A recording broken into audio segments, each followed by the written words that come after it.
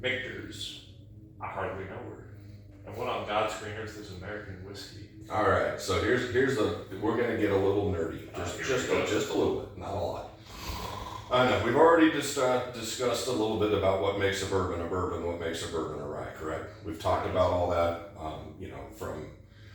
from what it has to be made out of, what it comes off the still at, what it goes into the barrel at, what type of barrel or new chardo container, all that stuff.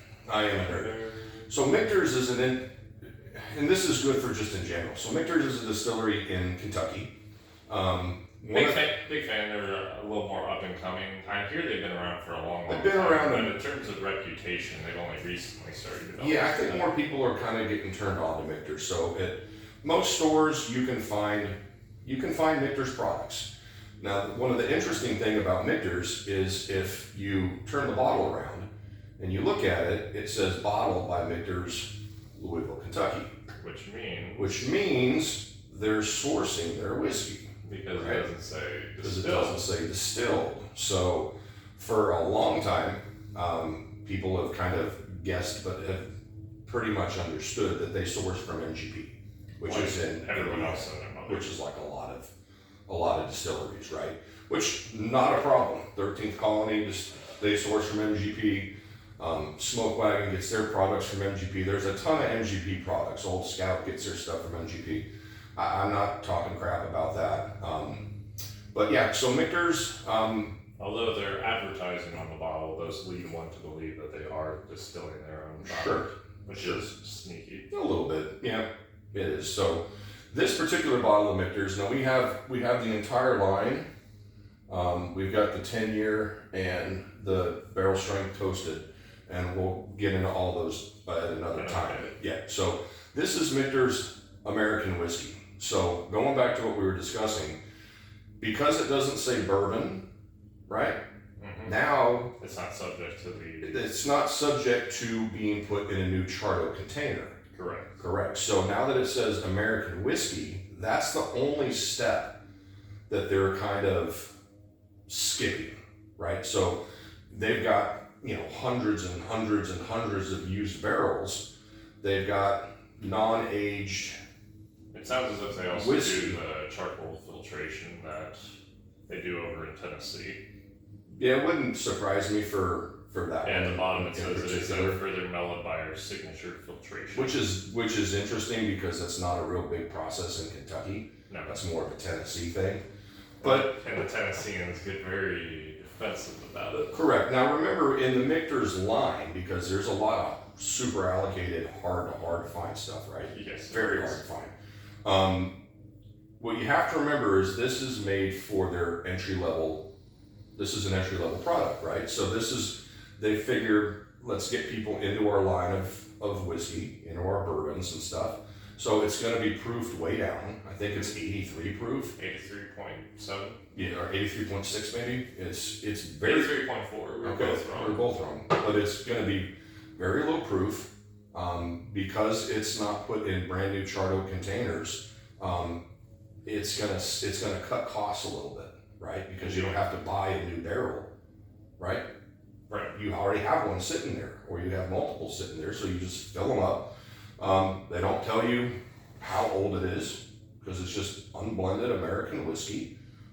So they don't have to abide by the same rules like we talked about with bourbon, where it has to be at least 2 years in a barrel. Which is an interesting problem for a gentleman such as yourself, because it's the same problem that's introduced when you get into the rum world, where you don't really have any idea what's going on with this. It's kind of a black box. I mean, unless you go to the distillery and do the tour and they really get in the weeds, I mean, but once again, it's not meant to be a super complex, real sit down, pick things apart. It's at that proof.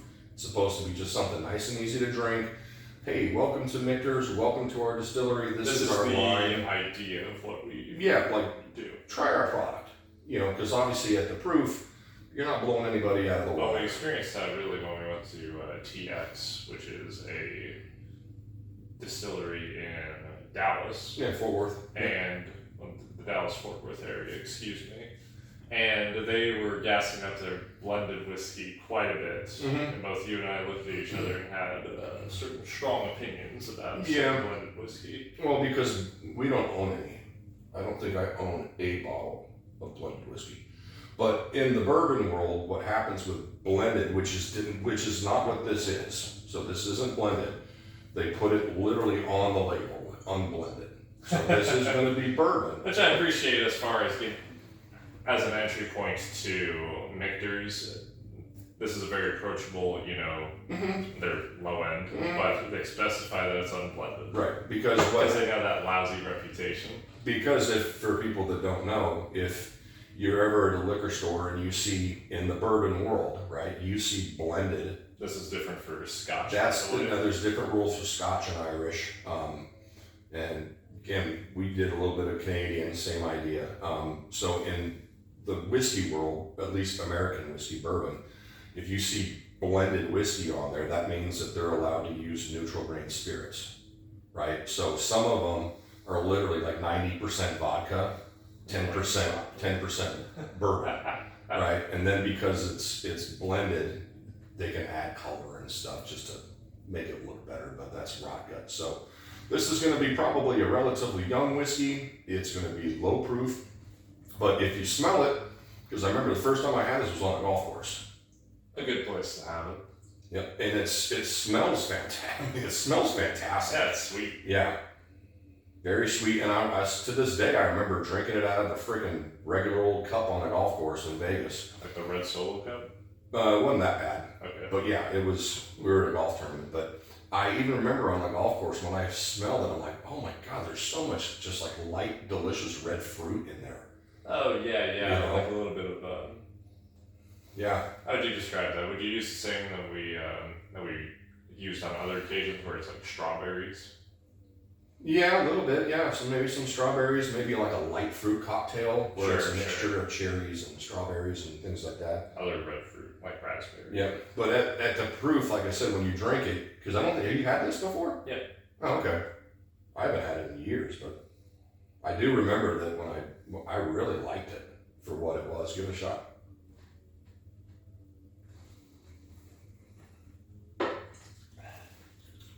Yeah, it's delightful. Now, what's interesting to me is even though it's at, I would consider almost the bottom end of the proof, Yes, the proof world. it is. It still is there's a little spice in there. Mm-hmm. So I would say it drinks a little bit hotter.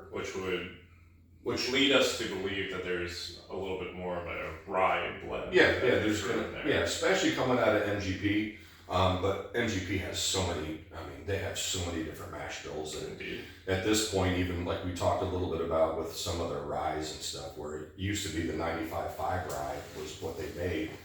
Now there's a bajillion different rye Which mash makes bills. sense. If you're MGP, you want to give your clients, that being these NDPs, the most variety possible. I think that's very admirable of Michter's, because Michter's, with this entry level, they could have very easily phoned it in.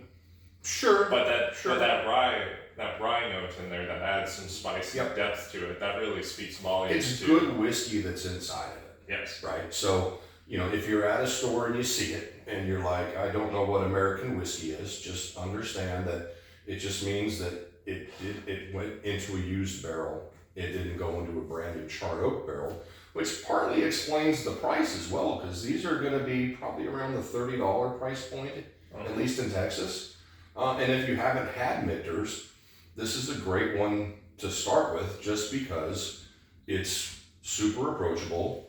It's low proof, so if you're looking for something to blow your socks off proof wise, it's not, but there's enough rye spice in the mash bill, I believe. What I appreciate about Michter's is that they do have offerings that will blow your socks off. Sure, and once again, going back to what we talked about a little bit, we touched on with Woodford in other episodes. If the Michter's line is available, 9 times out of 10, they're going to have, if it's a decent liquor store, they're going to have more than just one of their products. Mm-hmm. So you'll have the American whiskey. If you like that, then you can come back to the bourbon. You'll find a bourbon. You'll find their sour mash. The rye. You'll find the ryes. I'm quite fond of the rye, in particular the special rye that you have on your shelf. Yeah, and that's an impossible bottle to find, but Lord, is it good. we'll get into it one day. But yeah, so if you've never had Michters, because you don't know a lot about them, you said they're in Louisville, Kentucky. I like what they're doing. I like what they're doing. It's good, solid whiskey, even a relatively young whiskey. But yeah, if you see it, just understand American whiskey is just means there's no new charred oak barrel. Keep an eye out for the unblended type. Yeah. Because any distillery worth their salt will make a note of that. Yeah, they're gonna go out of their way to say that it's unblended because The reputation. if you know the rules of bourbon, which a lot of people don't, you know, but if you know the rules and you see that blended on an American whiskey or bourbon, then like for guys like me, it's like, oh, that's just neutral grain spirit. Yeah, the unblended on the tag is for guys like you because the gentlemen, our contemporaries who are buying blended whiskey, they would probably scoff that this teeny tiny bottle that's glass and has a cork in it, doesn't have a handle, costs $30. Yeah, they're not in that market. But for gentlemen such as you who might turn their nose up at American whiskey if it was not specified to be unblended. Well, it helps to know what you're looking at. What you're doing yourself. And they made a point to let you know that hey, we're not putting vodka, we're not putting neutral grain spirit in there. It's going to be whiskey, it's going to be bourbon, but they can't call it bourbon because it didn't go into a new charred oak container. So in the bourbon world, you're splitting hairs at that point. But for an intro into a Michter's product, if you can find the American whiskey, it's delicious. Also good at parties because people will like it. Mm-hmm. It'll taste interesting. Mm-hmm. The proof won't blow their socks off. Correct. This would be a good one to take to a party because for people like myself or somebody like you that's been around bourbons and stuff like that, I could drink this at a party all night. I mean, if a newbie rolled up with this and they said, "Hey, I brought this for the function," I'd look at them and say, "Yeah, good job. I'm impressed." Good job." Because if you're not a big whiskey or you're not super big into bourbons or something, you can try that and you're not offended. It's not going to blow your socks off. It's not overly spicy. It's not overly proofy. But it's right in the middle. So whiskey people are like, "Oh, that's just really good." Non-whiskey people, there's nothing really offensive to really put them off unless they just don't like drinking whiskey, which is fine too. But I don't like brown liquor. Yeah, I've heard that a bunch. Luckily for us, we do. So anyway, I love Michter's. If you can find it, grab it.